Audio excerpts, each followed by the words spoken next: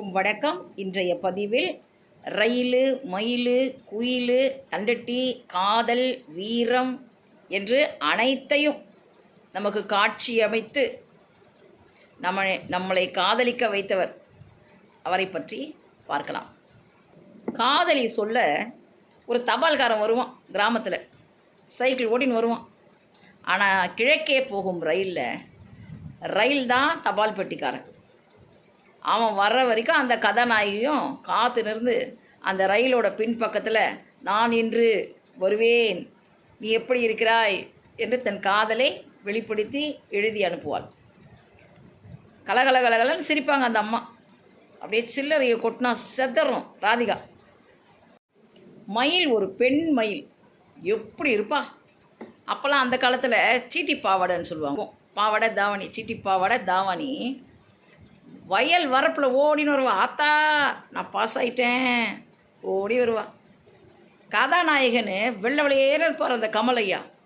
இன்னும் காதல் இளவரசனா, இங்கே வா, இந்த மண்ணில் கரிசல் மண்ணில் பறந்துடு, தலையெல்லாம் களைச்சிடு, வெத்தலை போட்டு வாயில் அந்த வெத்தலை சாறு ஒழுகணும், கால் சப்பானி, நீ கோமணம் தான் கட்டணும், நீ காதல் இளவரசன் கிடையாது, மண்ணுக்கேற்ற மைந்தன், காதலன் நீ அப்படின்னு அவரை உருவகப்படுத்தியிருப்பார்.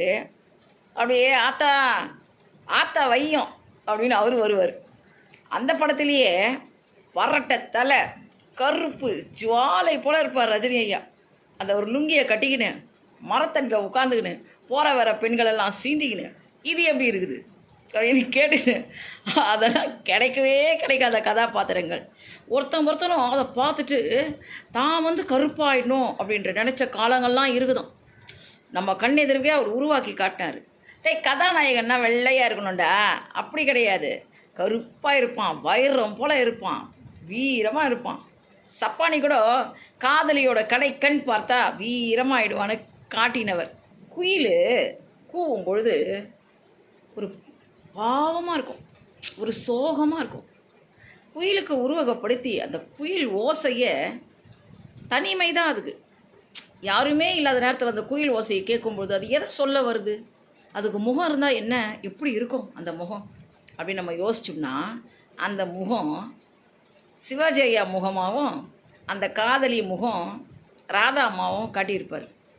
பூங்காற்று திரும்புமா, முதல் மரியாதை. வயதானவர்களுக்கும் தன்னை புரிஞ்சிக்கலையே, தனக்கு தனிமையாக இருக்குதே அப்படின்ற ஒரு எண்ணத்தில் இருந்த அந்த ஒரு படம் முதல் மரியாதை. குயிலுக்கு முகம் அமைத்து கொடுத்தவர், மயிலுக்கு காதலை சொல்லி கொடுத்தவர். பட்டிக்காட்டு காதலுக்கு கெட்டியான உருவம் அப்பா என்ற பாடல் வரிக்கு ஏற்ப தமிழக கிராமத்து காதல்கள் கெட்டியானது. தாய்க்கிழவி, இப்போ ராதிகா அம்மா தாய்க்கிழவியாக நடிச்சிருக்காங்க. அந்த தாய்க்கிழவியோட நான் யாரை பார்த்து தாய்க்கிழவியை கற்றுக்கினேன்னா, பாரதி ராஜா ஐயாவோட அம்மாவாக தான் நான் உருவகப்படுத்தி நான் நடித்தேன்னு அவங்க சொல்லிட்டாங்க. அப்போ அந்த தாய்க்கிழவி வீரம், விவேகம், மிகப்பெரிய ஆளுமை. அவள் முடிவெடுத்தா அது முடிவு தான், அதில் மாற்று கருத்து இல்லை. தமிழின தலைவியாகவே தாய்க்கிழவியை வருவாள். இப்படியாக தன்னோட ஒரு கேரக்டரையும் அவர் கொண்டு வந்தது தமிழுக்காகவே யோசிப்பார். வெறும் கிராமத்தை தான் காட்டுவாரா, வயலையும் மயிலையும் குயிலையும் இப்படி ரயிலையும் இப்படி தான் காட்டுவாரான்னு கேட்டால் இல்லை, 80களிலே உலகத்தரம் வாய்ந்த ஆங்கில படத்துக்கு நிகரான படத்தை எடுத்திருக்கிறார். அந்த படத்தின் பெயர் டிக் டிக் டிக். 3 கதாநாயகிகள் வருவார்கள். அப்போவே நீச்சல் உடையில் வருவாங்க. அவங்க நீச்சல் உடையில் கடத்தல் வேலையிலெல்லாம் பயன்படுத்துவோம் அந்த வில்லன். அந்த படத்தை பார்த்துட்டு உலகம் வியந்ததான், யார் இந்த இயக்குனர், கதாநாயகிகளை நீச்சல் உடையில் நடிக்க வச்சிருக்காரு, இந்த படம் உலகத்தரம் வாய்ந்தது என்று மக்கள் அதை பற்றியே பேசி கொண்டிருந்தார்களாம். பாரதி ராஜா ஐயா ஒரு பல்கலைக்கழகம், அதில் படித்த மாணவர்கள் எல்லாருமே இன்றைக்கு தமிழகத்திலையும் சரி உலகத்திலையும் சரி உயர்ந்த உச்சாணி கொம்பில் உட்கார்ந்து உலகில் கோலோச்சி கொண்டிருக்கிறார்கள். பாரதி ராஜா ஐயா ஒரு புரட்சியாளர். புதுமை பெண்ற ஒரு படத்தில் கணவன் சிறைக்கு போயிடுவான், மனைவி அவனை மீட்டு கொண்டு வரத்துக்கு படாத பாடுபடுவான். வெளியில் வந்தவனையும் அவன் என்ன பண்ணுவான், அந்த கணவன் மனைவியை சந்தேகப்படுவான். அந்த மனைவி கடைசியில் படி தாண்டினாலும் பத்தினி பத்தினி தான் அப்படின்னு வெளியேறும்படி ஒரு காட்சி வச்சுருப்பார்.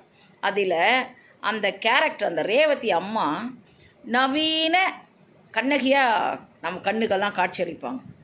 இதுக்கெல்லாம் அவர் தான் காரணம்.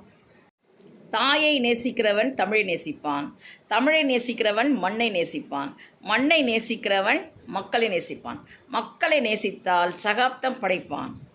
அவன் வீழ்ந்தாலும் மழையாக வீழ்வான், வாழ்ந்தாலும் இமயமாக வாழ்வான். அவரின் புகழ்பாடும் மண் துகள் நான்.